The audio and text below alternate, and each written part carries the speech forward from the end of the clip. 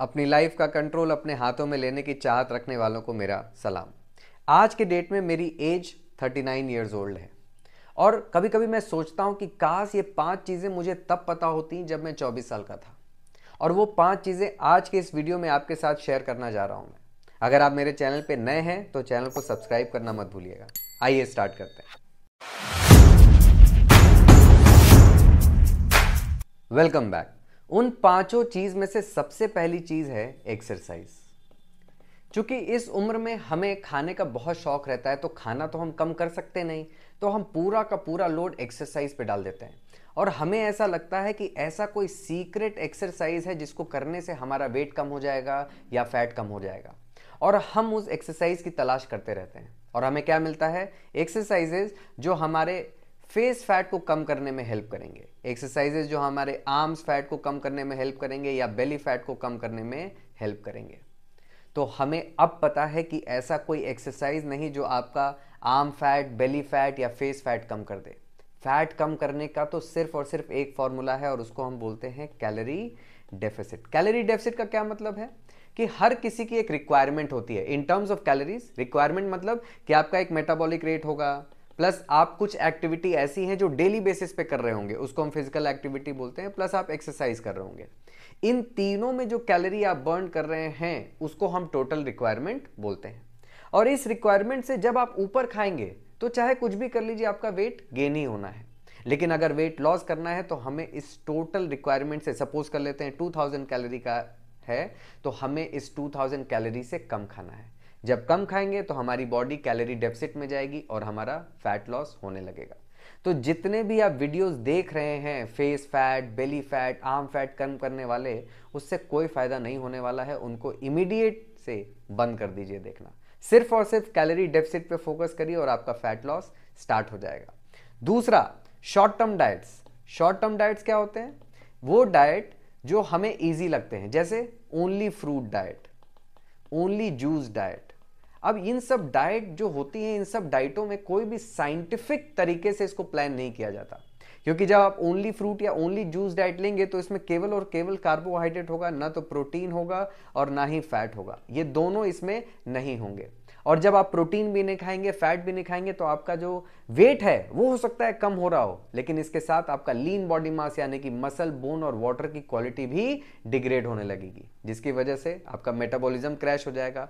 और अगर आप इस शॉर्ट टर्म डाइट के बेसिस पे इवेंचुअली वेट लॉस हो भी जाता है तो वापस फ्यूचर में गेन जरूर होगा, 200% होगा। तो शॉर्ट टर्म डाइट्स को फॉलो करना बंद कर दीजिए। साइंटिफिक डाइट्स जिसमें प्रॉपर कार्बोहाइड्रेट हो, प्रोटीन हो और फैट हो, ऐसे डाइट पे काम करना शुरू करिए। तीसरा, स्नैकिंग। बहुत बार ऐसी चीजें होती हैं जो हम हेल्थ के नाम पे खाने लगते हैं कि फॉर एन एग्जाम्पल, पीनट्स बहुत हेल्दी है, खा सकते हैं। मखाने बहुत हेल्दी है, खा सकते हैं। फ्रूट्स बहुत हेल्दी हैं, खा सकते हैं, बिल्कुल हेल्दी हैं। लेकिन खा सकते हैं कि नहीं खा सकते हैं वो डिपेंड करता है अगेन आपकी टोटल कैलोरी रिक्वायरमेंट पे। कोई भी चीज हेल्दी है, लेकिन अगर वो कैलोरी दे रही है तो आपको उतना ही खाना है जितना आपकी बॉडी की जरूरत है। जैसे ही आप जरूरत से ऊपर खाते हैं, भले ही वो हेल्दी चीज हो, वो आपकी बॉडी में जाके प्रॉब्लम क्रिएट करने वाला है। तो ये जो स्नैकिंग है, जिसमें हम वो चीजें चुन रहे होते हैं जो हमारे दिमाग में हेल्दी हैं लेकिन कैलोरी वाइज ज्यादा है, वो आपके वेट को कम नहीं होने देता। चौथा, वॉकिंग। कि आप वॉक करिए और वेट लॉस होगा, नहीं होगा। कैलोरी डेफिसिट से वेट लॉस होता है, जो हमने अभी पहले पॉइंट में देखा है। वॉकिंग एक बहुत अच्छा फिजिकल एक्टिविटी है, लेकिन ये आपके मसल्स को चैलेंज नहीं करता।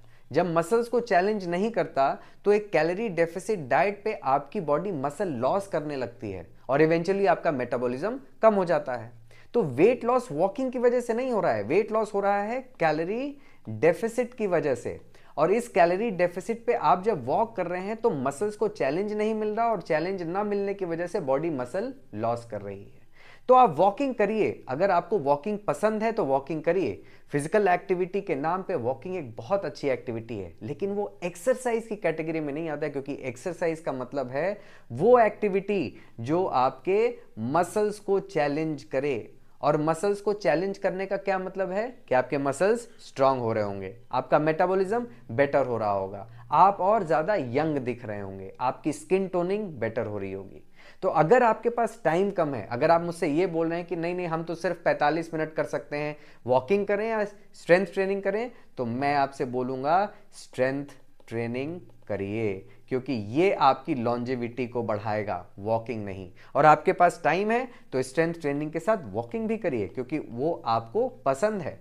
और अगर आपके पास दो अलग अलग टाइम है तो आप एक टाइम स्ट्रेंथ ट्रेनिंग कर सकते हैं, एक टाइम वॉकिंग कर सकते हैं। और अगर आप मुझसे ये कहें नहीं नहीं वॉकिंग करना तो बहुत ज़रूरी है, तो फिर मैं ये कहूँगा कि आप हफ्ते में 3 दिन स्ट्रेंथनिंग करिए और बाकी दिन आप वॉक करिए। स्ट्रेंथनिंग करना बहुत ज़रूरी है, क्योंकि वो आपको मजबूत बनाएगा, वो आपके फैट लॉस को और ज़्यादा इफेक्टिव बनाएगा। और पांचवा सबसे इंपॉर्टेंट, मेटाबॉलिज्म।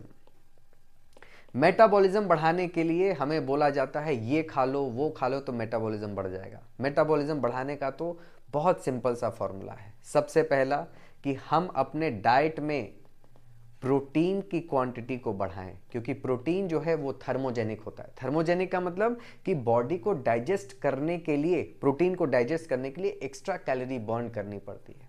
दूसरा, स्ट्रेंथ ट्रेनिंग करिए। क्यों स्ट्रेंथ ट्रेनिंग करना है अभी मैंने बताया, क्योंकि वो मसल्स को चैलेंज करता है और आपको मजबूत बनाता है।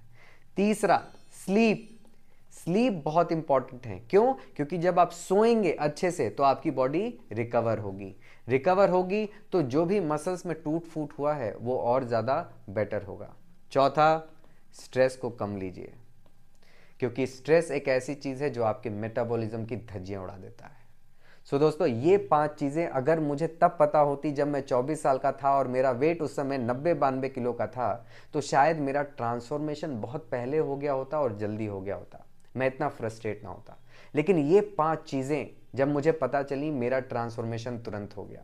तो अगर आप अपने वेट लॉस के लिए स्ट्रगल कर रहे हैं तो इन 5 चीज़ों पे रिसर्च करिए। मेरी बात पे भरोसा मत करिए, खुद रिसर्च करिए और पता लगाइए कि क्या ये 5 चीज़ें वेट लॉस के लिए इफेक्टिव हैं या नहीं है।